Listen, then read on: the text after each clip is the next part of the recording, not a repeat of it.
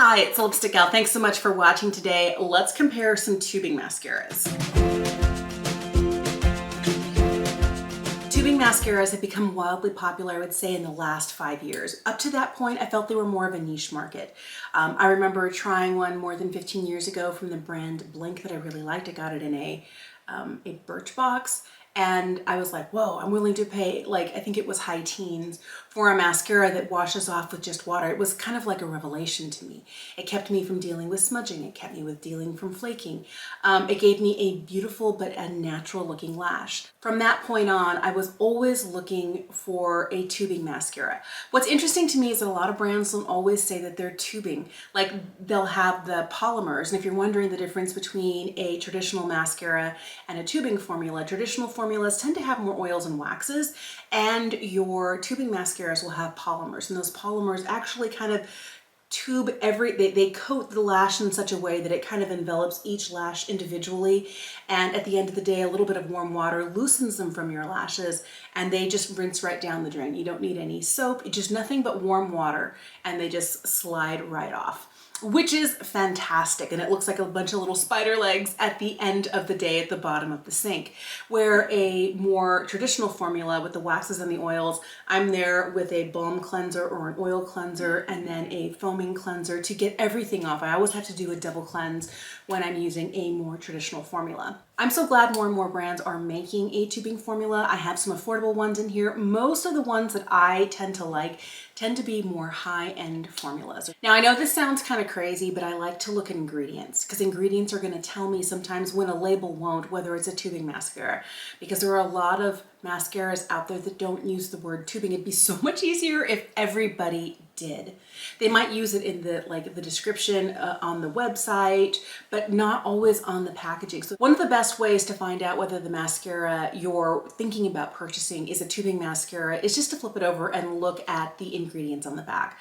If you find the word polymer anywhere in the ingredients deck, yes, it's a tubing mascara. Or sometimes they'll use one of these words. I'll list them up here for you on the screen.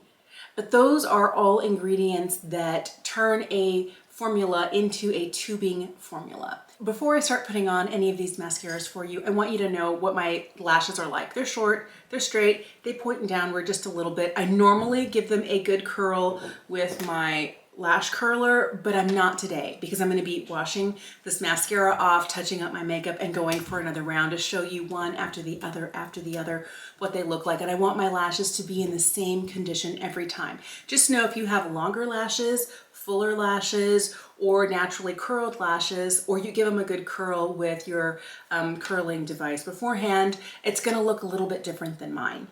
So I'm going to start with the one that I have had in my collection, well, not this particular tube, but the formula that I've had in my collection the longest. The one that I continue to repurchase even though I'm almost always buying it at full price, and that says a lot to me, and it's this. This is the Pick Me Up mascara from M. I have a backup in my drawers because I don't ever want to be without it. You can tell I love, and I'm in this mascara all the time. I bought this when they first launched this formula. And I have continued to repurchase. So if you're looking at it, this has one of those silicone wands with really short bristles. I feel like there are gaps in between the rows of bristles that really allow the product to kind of build up on the brush, so you can keep combing and combing through your lashes until you get the desired look. One thing that I've learned to do when applying these mascaras is once I feel like I get to the place where I like it, I stop. Because I feel like with a traditional mascara with waxes and oils, I can, put a coat on, go to the other eye, and then come back and apply more. That doesn't work with every formula. Some formulas build better than others when they're partially dry. I find, especially with this one, to go and go and go until I like it, and then leave it alone. The other thing that I do sometimes is I will hold the brush at the base of my lashes and push up so that it dries kind of without really curling them, just kind of in that upward sort of way. If I keep going, I'm going to get really clumpy, gunky lashes, and that's not what I want. but this is where I'm gonna leave it. Sometimes I find, like with any mascara, if I get too much in one area, I'll take a spoolie and I'll just kind of, you know, comb through that one area to get some of the additional gunk off the ends, and then I'll leave it. So this gives me a slightly more than natural lash. If you want a really thin but just slightly darkened lash, a couple of swipes of this, go through with a clean spoolie or a mascara brush, and you're good. But this lasts all day, no flaking, no smudging, no crumbling, none of that. This is probably the one that I have repurchased the most and really love. Here's the next mascara I'm going to try on for you. This is from Hamish. This is their Smudge Stop Mascara. When I purchased this last, this was just shy of $12, and I get it on Ololly. It's been a while since I've repurchased this because I got two at the time. This is the second of those. I think prices are probably going up. Everybody's prices are going up, but this is still a more affordable tubing mascara. So the difference here is that this is a slightly curved, more natural bristle. They're not really natural bristles, but it's not that rubber kind of silicone wand. This looks more like a traditional mascara wand, has a bit of a curve to it. If you're ever looking for something that, if you like a more traditional mascara on the top, but you want something that's not gonna smudge or flake on the bottom, tubing mascara. I know so many people who use a tubing mascara on their bottom lashes just for that reason. I feel like this one builds a little bit quicker than the one from M Cosmetics. Because it's got a curved wand, I'm almost 99% of the time gonna get some on my eyelid, and that's just me in a curved wand. So yes, it's gonna get a little messy, and I'm sorry. M Cosmetics and the Hamish. I feel like this one is slightly a little daintier, and it actually feels a little bit more lengthening and not quite as thickening. I get some really good volume on the side with the Hamish. I also feel like just by continuing to apply layer after layer, I don't need to curl my lashes as much with this one because I don't know if it's the brush or the formula, it just holds them in that upward motion there. The next tubing formula I'm putting on for you is the Clean Lash from Merit. This is my second tube of this. This is one of those formulas that reminds me a little bit of the M, that it's a little bit thinner, a little bit more of a natural lash. It has a more traditional wand, and I feel like it has a really good amount of product in the bristles.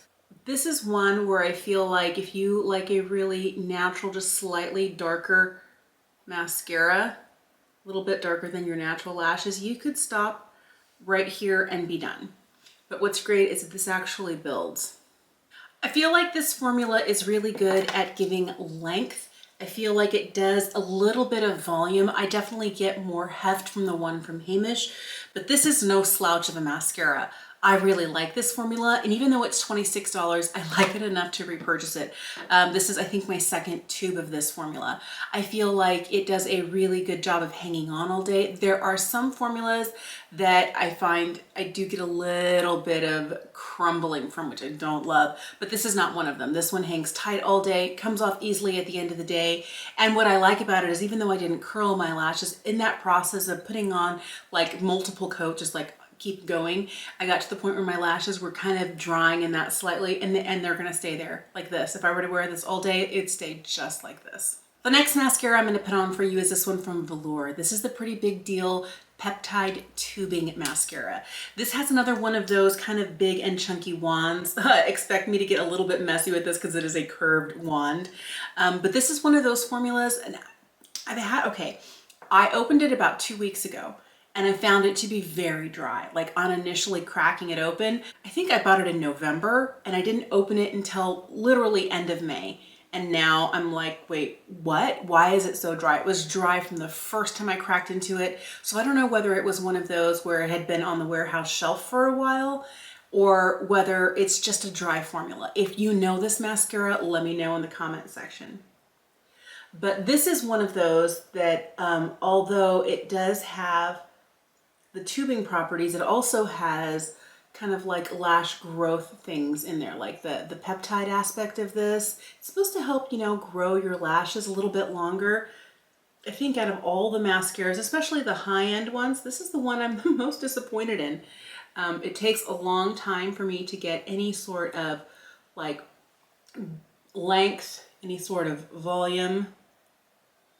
It's just a really dry formula. This is about as much as I can get out of it. I feel if I continue to build at this point, it's just gonna get really clumpy and really gooey, and it's not going to be a defined lash. So this is the Clean Lash from Merit, and here is the one from Velor. And I feel like between these two, I definitely prefer the look of this. And I'm not trying to pair them up together. I just want you to see what each one looks like.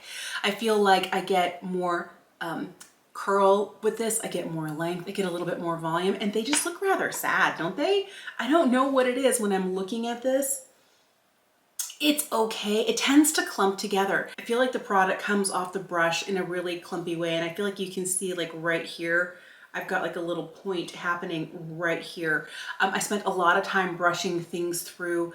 I don't know. This mascara has not impressed me. It's only been open for 2 weeks, and normally a mascara changes along the way. If this gets any drier, it's gonna have like a 4-week shelf life, and then I'm not gonna get anything out of it. I have noticed already that as I'm putting this on, once I get my lashes to where I like them and I've been wearing them, I will get flaking throughout the day. The fact that most of the rest of these mascaras don't flake, this one does. And again, I don't know whether it's because this formula had been sitting on the shelf, it's not fresh from the lab.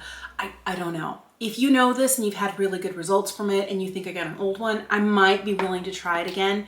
But I don't know how I'm gonna get 3 months of use out of this because it's dry enough now. In another 2 weeks, if it gets any drier, I don't know how I'm putting it on. I really don't. This next mascara has become one of my new instant faves. And it's not new, I just finally tried it. This is the Cali Ray Come Hell or High Water. I love this mascara. I love the length. I love the volume I can get from it. I also really like that the wand is not too big. It makes it really easy to apply. And I feel like with minimal effort, I get some really good payoff right off the bat. All right, so I have a little mascara on my eyelid, but I feel like this is an infinitely buildable mascara. I like that it actually gives me both length and volume, and I feel like out of everything up to this point, these are the longest lashes that I've had. Like so much so that when I open my eye up all the way, I can feel it touching my lid right beneath my eyebrow. I definitely am getting more length from this than anything up until this point. Now, a lot of the other ones you can build length, but they're a little bit more of a natural look, like the Clean Lash from Merit, the Pick Me Up mascara. They give me a little bit more of a natural look. I get a little bit more volume from the one from Hamish, but this kind of like checks all the boxes. I get length, I get volume, I get that darkening. It's not too goopy. It's just a really good and easy formula. I find this is one of those that if you get it on your eyelid like I do, best to let it dry. Some formulas, I just go straight in with a Q-tip and wipe it while it's still wet and I can get it off without smudging it. This one kind of smudges and you can see I did a little bit of that. But if you wait and then you use a Q-tip when it's fully dry or a dry spoolie, a clean spoolie, you can just scratch it right off. I feel like traditional formula mascaras work better cleaning up that way, whereas ones that are tubing, the formula is a little different and I feel like it depends on the mascara, but this is one that I wait for it to dry and then I clean up after it. But I like the amount of lift that I'm getting. And remember, my lashes want to point down. The fact that while I'm coating this on and they're kind of drying going up, it holds it like this. Like sometimes I realize I don't need to curl my lashes if I'm wearing the Cali Ray. Here's another high-end formula that I have in a sample size, and it's the Tarte tubing mascara. This one actually is called a tubing mascara. A lot of other ones will have it in the description, but they won't have it in the name. This one is the Tarte tubing mascara. Love when companies do that. This has more of that kind of short bristle silicone. It's a little bit more conical in shape, the applicator itself, but it goes on really easily. This is one where I find that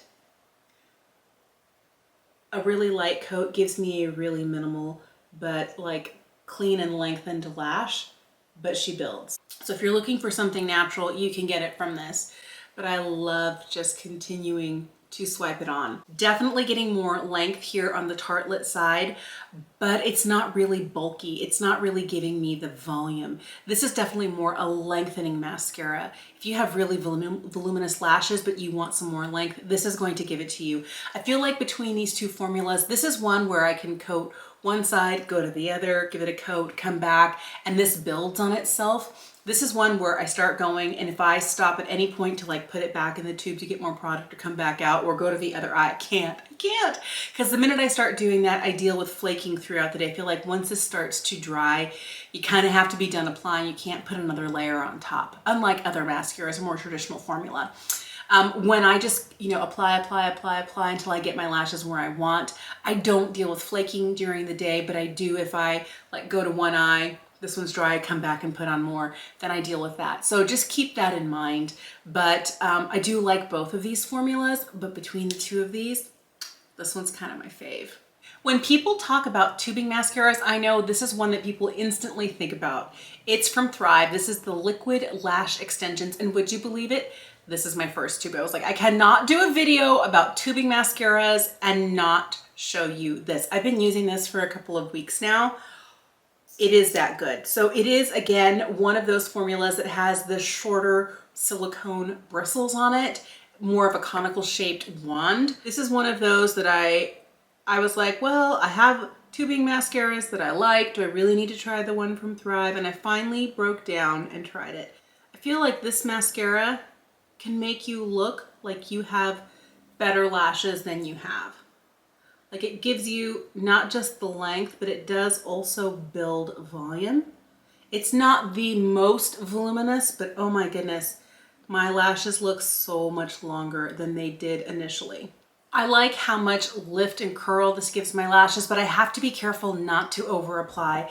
If I keep putting on more and more, trying to get the length or trying to build up the bulk a little bit, this can leave me with little chunky clumps at the end. I find the best way to get rid of those is just to take a clean spoolie to my lashes and just quickly comb through before the mascara fully sets. But I have not had any problems with flaking, with smudging, and this really makes my lashes look so much longer than I thought. The next mascara I'm going to try on for you is one you can find easily at the drugstore. I feel like it was created on purpose to be a dupe for the one from Thrive, because I mean the packaging is the same, the name is very similar. This is the Milani highly rated Lash Extensions. It looks like an identical brush. So brush is the same, name is the same. This is one, when I first got it, it was so wet. I like the way that it has kind of dried a little bit as the longer I've had it open and have used it. I opened it and I used it for a while, but it was giving me like 3 little clumps right out of the box, and I was like, no. And so I let it sit for a while and I came back, and I'm actually really liking it now.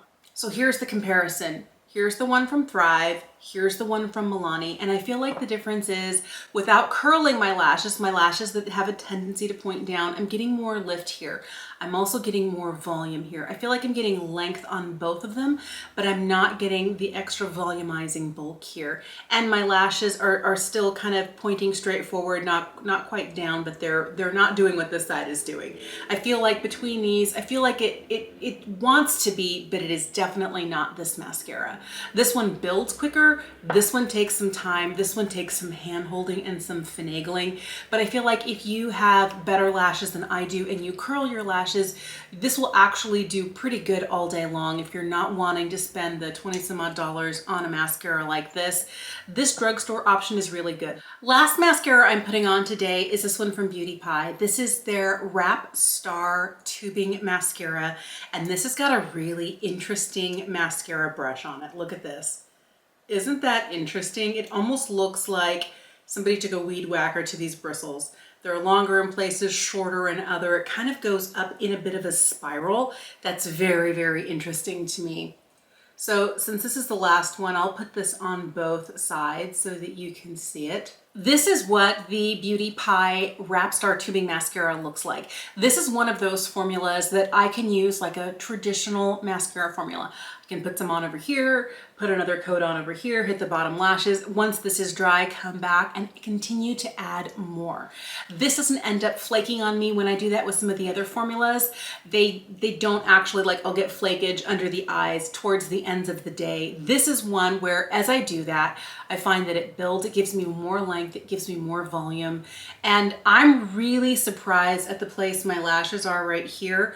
Like, obviously I had some cleanup that I didn't do very well. This is one of those mascaras that really surprises me how much lift and hold I get, even without having curled my lashes.